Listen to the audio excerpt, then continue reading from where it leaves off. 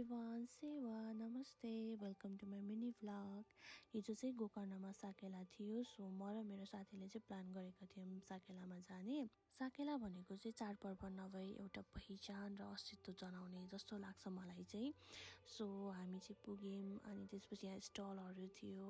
अनि यो सानो स्टलमा हेर्नुहोस् न, कति राम्रो कण्ठहरू, धचुरी पेचुरी चोलाहरू बेच्दै हुनुहुन्थ्यो।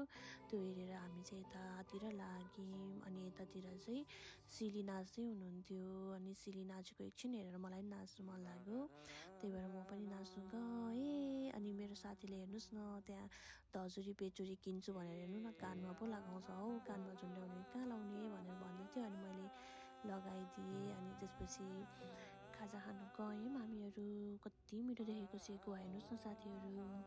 अनि सरुवा पनि खाऊँ न भनेर भन्यो। अनि सो मेरो साथीले चाहिँ सरुवा पनि लियो, कडा रहेछ भनेर भन्दै थियो।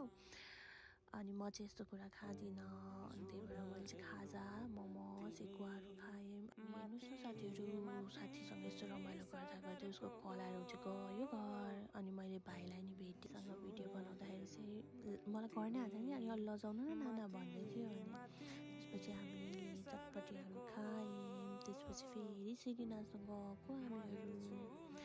अनि सिली नाच्यौँ, नाचेर एकदमै रमाइलो भएको थियो। घाम पनि उपर लागेको थियो, त्यस्तो चर्को घाममा नि नाच्दा नाच्दा साथीहरू हेर्नुहोस् न, मैले त चुराको त्यो पेज नै कहाँ झारी पठाएँ। अनि त्यसपछि हामी सीता नाना उमा बहिनीहरूसँग भेट गऱ्यौँ। भेट गरिसकेपछि एकछिन गीत गाएर हामी चाहिँ फर्क्यौँ साथीहरू।